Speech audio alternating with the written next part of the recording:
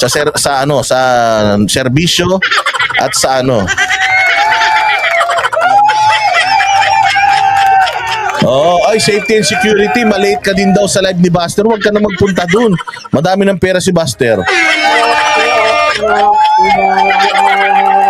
Oh, so ayan na, tuwing Friday yan. And then kapag siguro maluwag-luwag ang ating schedule at tayo pinatawag ni Vice President Mr. Vice President Admar, pupunta tayo dyan. Hello, good morning Ma'am Kish. How are you? How are you? How are you?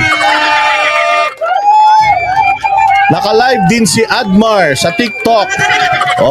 Wag na kayo manood kay Admar. Dito na kayo manood. Kasi laki ng mga transformer. Grabe. Ano bang update dyan? Ano bang nangyari? Pagdating Ito sabi kasi ni Admar, Bisda, kamusta naman yung mga nakaparking diyan? Ang sabi ni Bisda, eto, ang lalaki, parang mga transformer. Naisip ko, ano yung transformer? Ano yun Sa kuryente yun Di ba yung mga transformer malalaki sa Transformers. Naalala ko si Optimum Pride. Si Optimum Pride, kilala nyo? Si Optimum Pride ay isa nga palang dump truck. Minsan dump truck siya, minsan hindi siya dump truck. Pero truck talaga siya, si Optimum Pride. Kaya yun ang sabi ni Bisdak, parang transformer.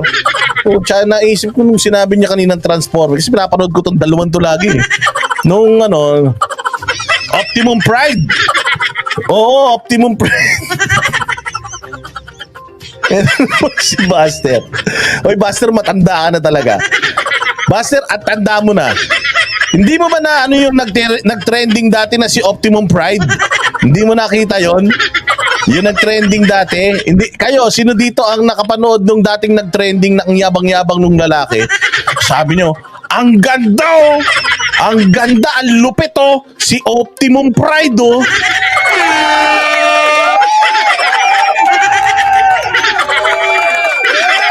hindi nyo napanood yun. Si Buster wala pa kasing Facebook noong panahon ni Buster kaya hindi niya napanood yun si Optimum Pride yun. Hindi na si Optimus Pride. Ayo.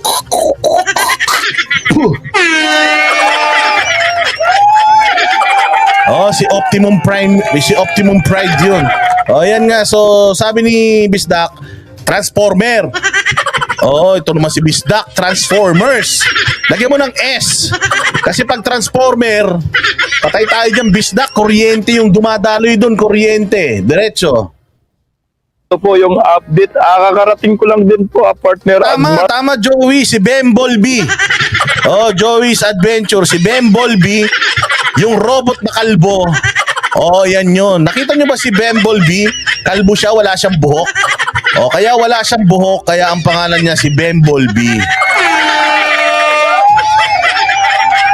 Kayo talaga sige, diretso natin yung pagbabalita ni Bisdak Pilipinas.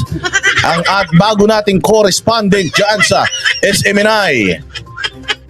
Galing po tayo ng Ormoc kasi medyo mahal ang ticket papuntang Tacloban, umabot yata ng 20,000. Kaya pang Japan na yan, pang Japan na Hong Kong. Pang Japan na nga Kaya Ormoc, kakarating natin, nagulat tayo dahil nabutan natin itong mga baladambuhalang mga truck na nasa likuran po natin.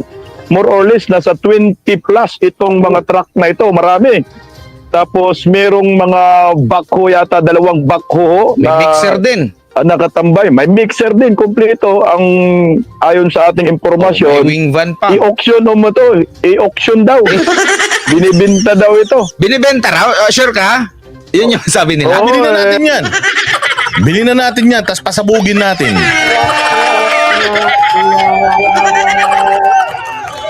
Alam mo, sobrang visit talaga nitong itong mga LGU. Gagawin nyo bang tanga tao katulad yung mga tanga? Kaya walang unlad yung probinsya nyo dahil mga bobo kayo dyan Tangin mo, gawin mong parking lot, gawin mong bentahan ng mga truck. Yung punyemas na Punyemas na Freedom Park na yan. Pero marami pa naman doon sa may side ng mga damo. O, pabayaan mo na yan. Dito tayo sa may gilid. O yan punuin mo yung isang diretsong ganun. Yung isang diretsong ganyan. Punuin natin yan. Wag kayo magpatalo. Para sa susunod na maisog sa ibang probinsya, ang gagawin nila, sabuyan na nila ng gasolina.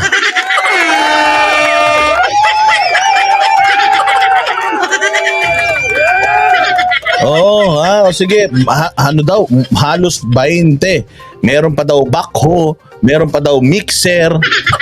Pucha, gagawin daw tong parang talipapa ng mga truck. Antindi Sino magsha-shopping ng truck? Tain na yan. Ayun ang sabi nila, kaso nga lang napaka-timing naman ho ng pagbibinta nila kasi, di ba, bukas na ho yung hakbang maisog rally. Kagabi, challenge namin ni Coach Oli yan sa live namin ni Laban at Bay. Challenge namin yung LGU ng Tacloban. Tingnan natin kung ano na naman mga coincidentals na mangyayari. O ayan na nga, ito, coincidentally, nagkaroon po ng palengke ng mga truck sa Freedom Park ng Tacloban. O yan ganyan po kagaling tumiming yung mga tulongges na mga LGU o kaya yung mga taga Tacloban. Sino po mayor dito?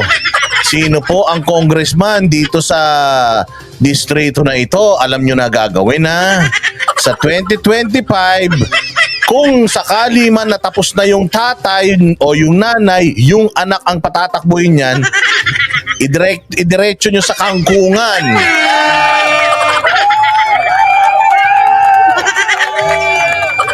Diba? Sabi nga nito ni Mirna, Boss Dada, ang mga sasakyan gawing stage. Tingnan nyo, hindi naglinis si Tambalos-los dyan. Oo nga Kaya nga yun nga ang sinasabi natin. Pakinggan pa natin sasabihin ni Bisdak. Ito po ay Freedom Park po ito, partner. Freedom Park ito, pero napuno po ng hindi yata Freedom Park, kundi Freedom Car. Freedom Car yata. Freedom Car! Walang iya talaga to si Bisdak, Bisdak, mag-aral ka nga sa akin ng sarcasm. Wag Freedom Car. Freedom Truck.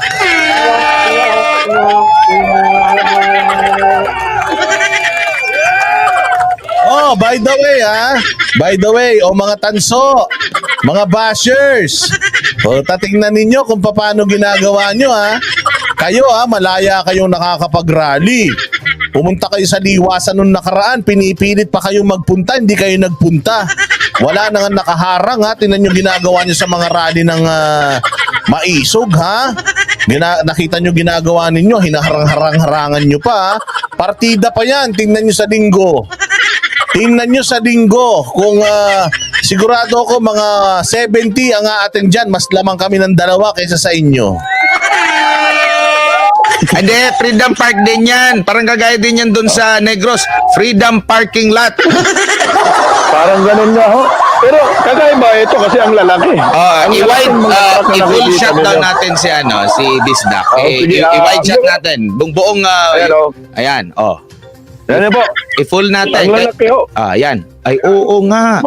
Mga transformer po ito, maulan-ulan dito, makita nyo po. Magkaingat ka, umaulan dyan, may transformer, makukuryente ka, Bisdak. Bisdak, parang awa mo na, ingat-ingatan mo, yung paa mo. Huwag mong isasayad.